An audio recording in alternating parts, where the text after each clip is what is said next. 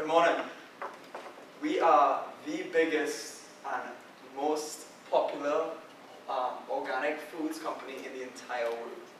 Hi, my name is Stefan and this is my colleague Casey Nutt, and we are both general managers at Central Austin's Whole Foods Market. And what our purpose is today is to inform you, our interns, a little bit about the background of our company, also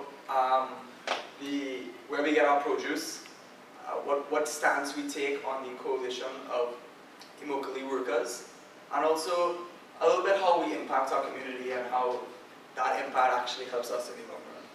So I'm going to jump right into it.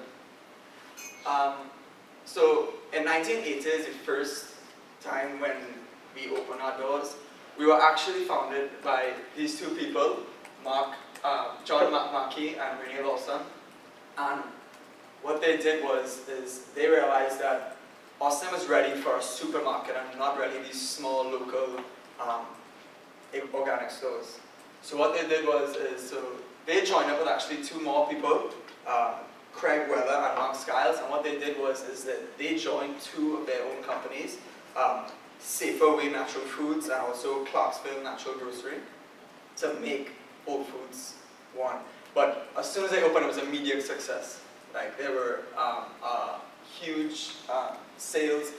As I said, over 12 years, they made almost 100 million sales, and they spread it to over 65 countries. They actually started in a smaller building, around 11,000 square foot, with around 19 people as a staff, which was a decent sized company for that time period. So I'm going to pass it on to Casey. He's going to talk a little bit about our produce. Thank you, Navarro. So I want to talk to you about where we get our produce.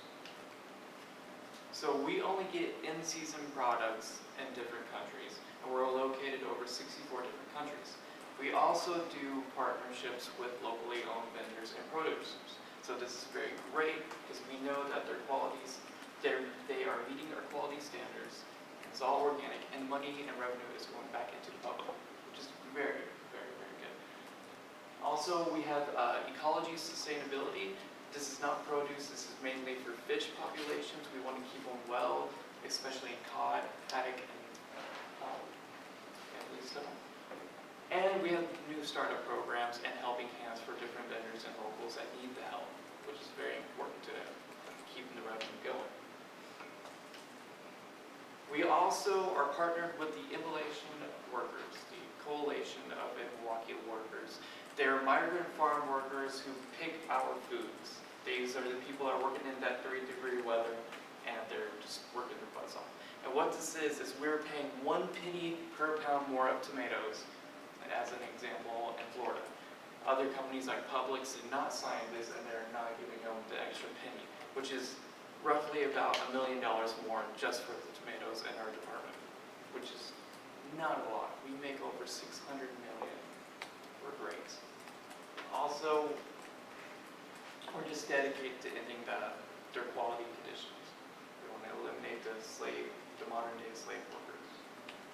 Also, the local produce loans that we give out is a very low interest rate. We have over 1 million micro-accredited clients, and we have loaned out roughly about $64 million. The repayment rate is about 97%, so they're getting their money's worth out of it, and we're helping them out when needed.